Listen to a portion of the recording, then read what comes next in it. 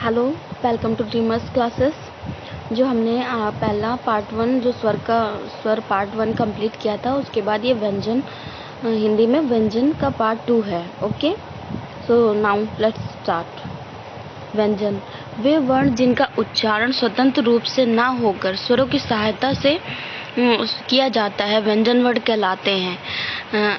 अच्छा, स्वर बिना किसी व्यंजन की सहायता या स्वर अपने आप भी मतलब बोलते हैं, और व्यंजनों के लिए स्वर की सहायता की आवश्यकता होती है। बिना स्वरों की मात्रा के व्यंजनों को नहीं लिखा जा सकता, इसलिए हम व्यंजन के नीचे हलंत लगाते हैं। जब स्वर व्यंजनों को पूरा करता है तब हलंत हट जाता है, तब वो कंप्लीट होता है। तो वे वर्ण जिनका उच्चारण स्वतंत्र रूप से ना होकर स्वरों की सहायता से किया जाता है व्यंजन वर्ण कहलाते हैं। ये समझ में आ गया। बाकी ये संख्या में 33 होते हैं। ये संख्या में 33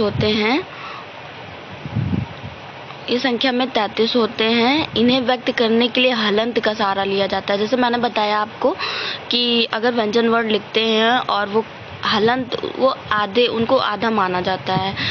जब वो स्वर की सहायता से पूरे होते हैं तब उनका हलंत वर्ण हट जाता है, इसलिए स्वरों की सहायता से लिखे जाते हैं। इनके नीचे हलंत का सहारा लिया जाता है। व्यंजन के भेद। व्यंजन 3 प्रकार के होते हैं: स्पर्श व्यंजन, अंतस्थ व्यंजन, ऊष्म व्यंजन। स्पर्श व्यंजन का से माँ तक, जिसमें 25 वर्ण होते हैं। इसको संस्कृत में हम लोग कचट तप करके भी आप याद कर सकते हो, कचट तप सीरियल वाइज। स्पर्श व्यंजन 25 होते हैं। अंतस्थ व्यंजन 4 होते हैं, जिनकी संख्या 4 है, या, रा, ला, वा। और ऊष्म व्यंजन स, श, श, ह। टोटल 25 4 मिलाकर 33 व्यंजन होते हैं। उसमें व्यंजनों की संख्या भी 4 होती है। अब स्पर्श व्यंजन। स्पर्श का शाब्दिक अर्थ होता है छूना। वे वर्ण जिनका उच्चारण करते समय मुख के कोई 2 भाग आपस में एक दूसरे को स्पर्श करते हैं, स्पर्श व्यंजन कहलाते हैं। ये संख्या में 25 होते हैं, जिन्हें 5-5 के 5 वर्गों में बांटा गया। जैसे मैंने बताया आपको, कचट तप करके हम लोग याद कर सकते हैं। का वाली लाइन को का वर्ग बोलते, का, ख, ग, घ, या। चा वर्ग चा, छा, जा, झा, या। टा वर्ग टा, ठा, डा, ढ़ा, या। ता वर्ग ता, था, दा, धा, ना। पा वर्ग पा, फा, बा, भा, मा। तो ये 5 वर्ग होते हैं, जिनको कचट तप करके आप सीरियल वाइज याद कर सकते हैं। स्पर्श टोटल ये 25 होते हैं, इनकी संख्या 25 होती है। तीसरा है अंतस्थ व्यंजन। अंतस्थ का शाब्दिक अर्थ होता है अंदर की ओर या मध्य में रहने वाला। वे वर्ड जिनका उच्चारण करते समय श्वास वायु मुख में अंदर की ओर प्रवेश करती अंतस्थ व्यंजन कहलाते हैं, और इनकी संख्या भी 4 होती है। शा, शा, शा, हा। आगे बढ़ते हैं हम लोग। ये संख्या में 4 होते हैं। जैसा ऊष्म व्यंजन। ऊष्म का शाब्दिक अर्थ होता है गर्म। वे वर्ण जिनका उच्चारण करते समय श्वास वायु मुख से वाष्प के रूप में बाहर निकलते उस व्यंजन कहलाते हैं। ये संख्या में 4 होते हैं।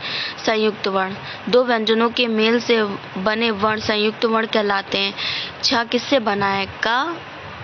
का प्लस सा बना है। ता प्लस रा, त्रा हो गया। और ज्ञा, जा प्लस या हो गया। और बच्चा शा प्लस रा। दोनों में ही हलंत लगेगा क्योंकि व्यंजन है, और जब इसके आगे प्लस करके आ लिख देते हैं तो ये तब हलंत हट जाता है। शब्दकोश में कैसे बोलते हैं? शब्दकोश छा के बाद बोलते हैं का आता है, का के बाद खा आता है, त्रा के बाद ता आता है, था आता है, त्रा के बाद ता आता है, फिर था आता है। या के बाद जा आता है और झा आता है। शा के बाद शा आता है, शा आता है। शब्दकोश के अनुसार ऐसे लिखते हैं। अयोगवा। वे वर्ड जिनका योग ना होने पर भी साथ साथ चलते हैं, जो ना तो स्वर है और ना ही व्यंजन, अयोगवा वर्ण कहलाते हैं। अंग आहा। अंग को हम लोग अनुस्वार बोलते हैं, जो अंगूर लिखते हैं, अंग की बिंदी। आहा विसर्ग होता है, जो हम लोग विसर्ग लगाते हैं। नोट। वैसे ये संस्कृत में विसर्ग, तो संस्कृत में ही इसका यूज होता है। जो नोट लिखा है, हिंदी शब्दकोश की शुरुआत इन्हीं वर्णों से मानी गई है।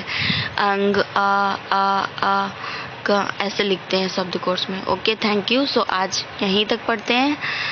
Thank you so much and subscribe my channel dreamers classes bye Swati. Thank you so much.